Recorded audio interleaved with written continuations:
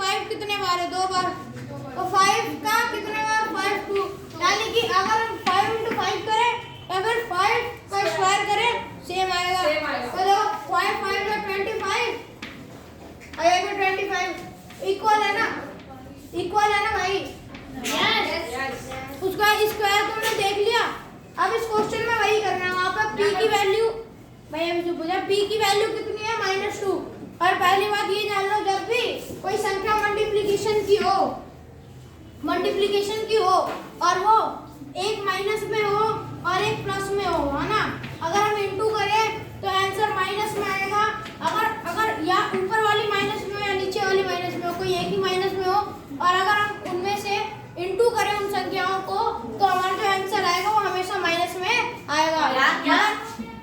इसी तरह हमें इसमें करना है। जैसे -2 है तो किसी भी संख्या के आगे, अगर देखो 4 के आगे तुम समझ रहे हो कि ये प्लस का है, पहले हम इसको प्लस कर लेते हैं। नहीं, ये जो संख्या है ये माइनस की है, क्योंकि इसके आगे जो साइन है वो किसका है?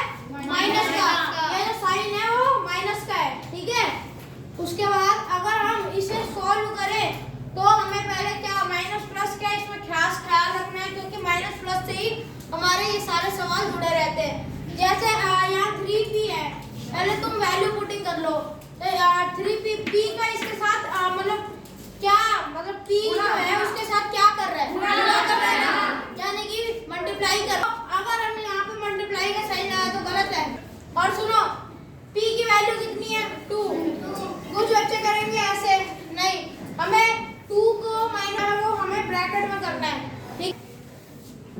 -2 को ब्रैकेट में करना है, फिर हमारे पे इसका स्क्वायर करना है ना, तो इसको अंदर नहीं लिखेंगे, इसको हम लिखेंगे, इसको हम बाहर लिखेंगे, ठीक है? फिर माइनस करना है किसको?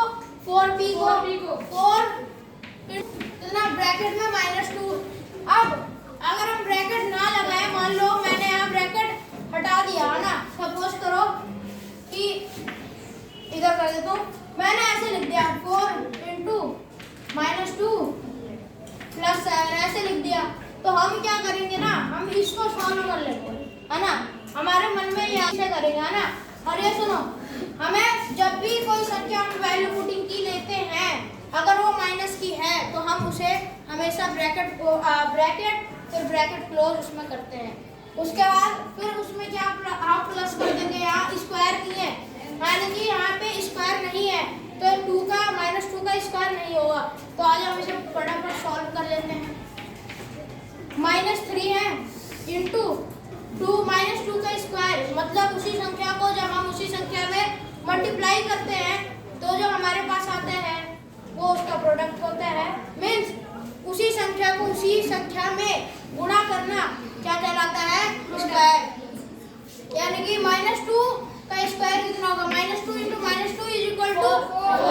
माइनस का नहीं 4 होगा, प्लस का होगा, क्योंकि जब एक माइनस हो और एक और माइनस हो और इंटू करना हो तो आंसर प्लस में आएगा। अगर एक माइनस हो और एक प्लस हो, इंटू करना है तो आंसर प्लस में आएगा। यही सेम फंडा डिवाइड में भी लगता है।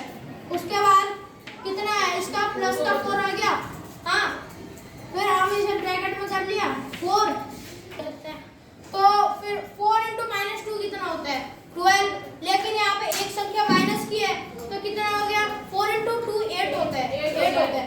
तो एक संख्या प्लस की, एक संख्या माइनस की है, तो क्या आएगी? -8। तो इसको यहाँ पे लिख दो तो -8। हाँ भाई, तो माइनस की यहाँ पे ये चिन्ह जो है वो माइनस का है, तो हम क्या करेंगे? 3 4 जा कितना होता है? 12 डिवाइड के आगे माइनस का साइन है, तो कितना आ गया? -12